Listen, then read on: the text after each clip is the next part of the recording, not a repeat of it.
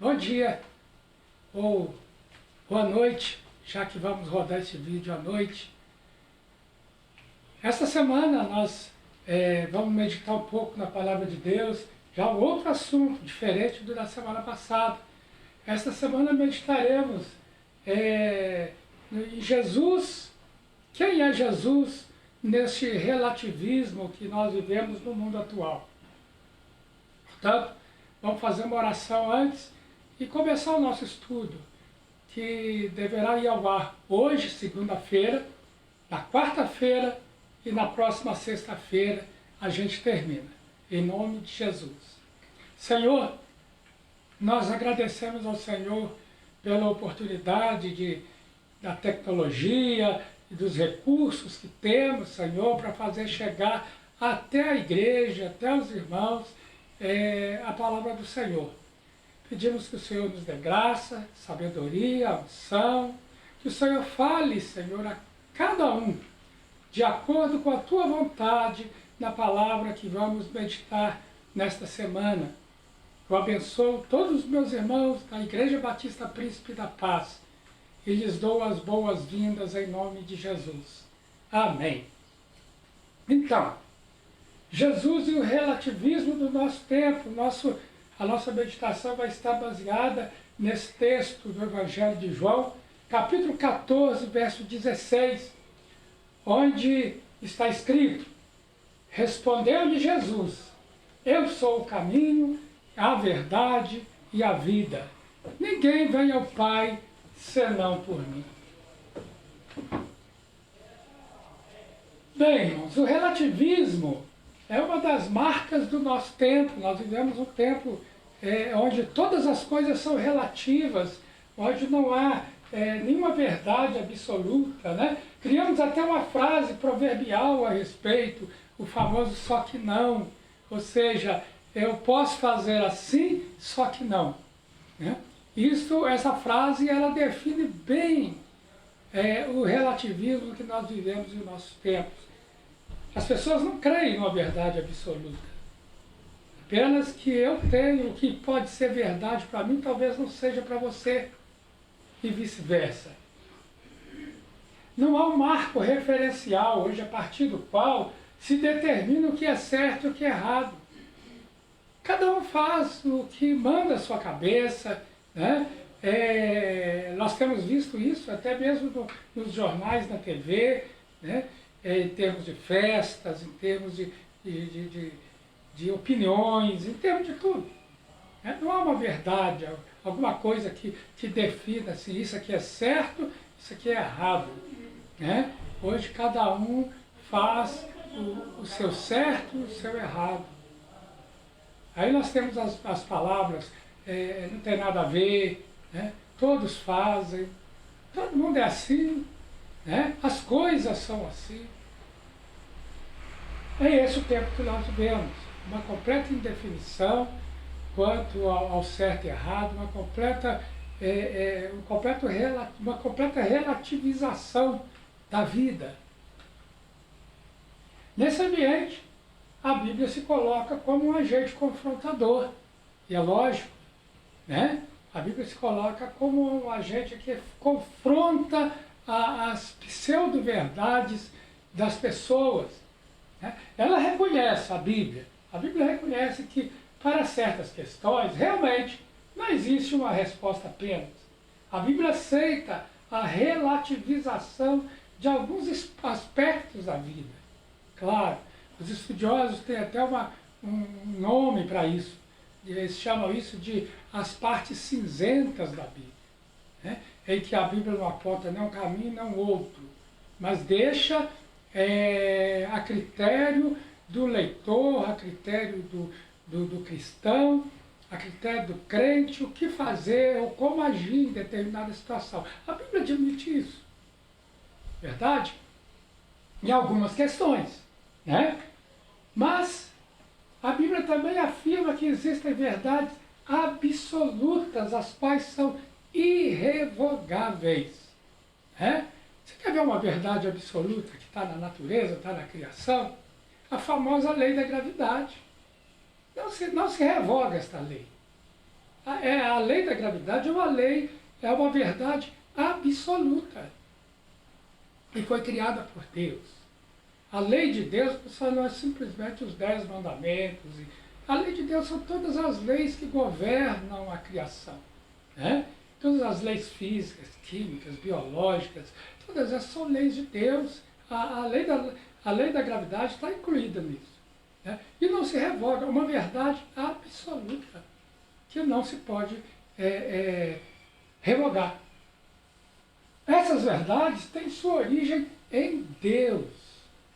Né? E porque elas têm sua origem em Deus, grande parte, não sei se é a maioria, mas grande parte dessas verdades absolutas dizem respeito a nós e à nossa vida neste mundo. A Bíblia diz em Tiago 4,12 que um só é legislador. Esse legislador é Deus. Ele é o Criador de todas as coisas. Foi Ele que criou o céu, o mar, o que neles há. Quem criou a natureza, quem formou o homem. Deus é quem cria e estabelece as leis, ou seja, as verdades que regem a criação. Uma das verdades absolutas implícitas na Bíblia é o nosso assunto, a justificação. Né? E nós hoje vamos nos ater a este assunto, a justificação. Justificação é uma decisão judicial que Deus tomou desde a eternidade, quando planejou a nossa redenção. Justificar é, do ponto de vista de Deus, declarar que o réu é inocente e justo, sem qualquer defeito moral ou mácula, e que também sem a presença de méritos. Não há mérito algum em nós, nem favor ou perdão. Né? Essa definição está no livro O Aspecto Jurídico da Justificação, no capítulo 2, página 25, do autor Josué Alves de Oliveira. A justificação é um ato da livre graça de Deus, pela qual Ele nos perdoa os pecados e nos purifica, ou melhor, e nos aceita como justos, unicamente por causa da justiça de Cristo a nós imputada. Romanos capítulo 8, versos 33 e 34, o apóstolo Paulo diz: quem tentará acusação contra os escolhidos ou os eleitos de Deus? É Deus quem os justifica. Quem os condenará? Cristo Jesus é quem morreu, ou antes, quem ressurgiu dentre os mortos, o qual está à direita de Deus e também intercede por nós. Isso quer dizer que condenar não é tornar, se você ler com bastante atenção aqueles versículos, e sim, condenar é declarar. Declarar o réu culpado. Né? Declarar alguém culpado e, consequentemente, condenado. Isso que é declarar. Não é tornar alguém culpado. É declarar que ele é culpado. Da mesma forma, no terreno espiritual, justificar não é tornar. Quando o pecador é justificado, Deus não o torna justificado, né? Mas Deus declara que ele é inocente. Então, no plano espiritual, justificar não é tornar, mas declarar alguém inocente, sem qualquer parcela de culpa, como se jamais houvesse cometido um deslize sequer na vida moral ou espiritual. Isso, biblicamente, é o que significa justificar. Remitir as penas de uma lei a favor de um réu é uma coisa, né? Por exemplo, dando um exemplo, né? Se eu devo a alguém R$ 100, por exemplo, e eu não tenho como pagar, não tenho dinheiro, estou desempregado, não tenho como pagar esses R$ 100. Então, aquela pessoa, o meu credor, ele simplesmente ele fala, não precisa pagar, eu te perdoo a dívida. Ele remitiu as penas de uma lei, porque pela lei, né, eu estava em falta com ele e ele poderia me colocar as barras de um tribunal. Não é verdade? Mas ele então me perdoou a dívida, eu não precisei pagar, né? Isso é uma coisa. Por que é uma coisa? Porque o fato dele me perdoar e dizer que eu não preciso pagar a dívida, não quer dizer que a dívida caducou, a dívida continua. Eu continuo devendo R$ 100 para ele, só que ele não me cobra mais esses R$ 100, porque ele é um bom cristão, porque ele é uma boa pessoa, porque ele simplesmente esquece disso, né? Esquece essa dívida, mas ela permanece, a culpa permanece comigo, eu permaneço culpado. Né? Todas as vezes que eu ver aquela pessoa, eu vou me sentir um tanto quanto sem jeito na presença dela, porque para mim a dívida continua, a culpa continua, a culpa da dívida. Agora, declarar que esse réu é justo em face da lei é outra coisa. Porque quando eu declaro que ele é justo, seria ele dizer, olha, você me deve, né? Mas a partir de hoje eu declaro que você não me deve nada. Eu rasguei a nota, joguei fora, e você não me deve nada. Esquece. Essa é a diferença. Bem sucinta, né? Mas é a diferença. O perdão cancela a culpa e as penalidades do pecado. Pronto, perdoou, cancelou a culpa, as penalidades do pecado. Perdão, à luz da Bíblia e da razão, é um ato negativo, porque a dívida continua.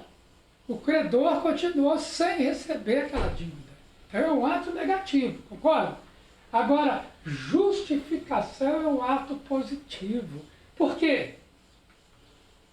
Porque enquanto o perdão põe de lado a culpa, eu te perdoo, a justificação aponta para a justiça.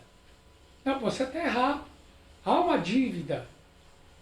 Mas eu declaro que a partir desse momento, a sua dívida expirou. Você não deve nada. Não porque você é bonzinho, porque eu quero. Todos os crentes foram igualmente justificados em Cristo por causa da justificação em Cristo. Ou seja, Jesus pagou. No caso, que antes, o perdão põe de lado a culpa, acabou, mas a dívida permanece. A justificação aponta para a justiça porque o meu credor resolveu assumir a minha dívida. Ele não ficou usando o mesmo exemplo, era como se fosse possível alguma coisa assim. Eu devo a ele R$ 100, não tenho que pagar, não posso pagar. Ele pode me perdoar a dívida, tudo bem, mas a culpa continua.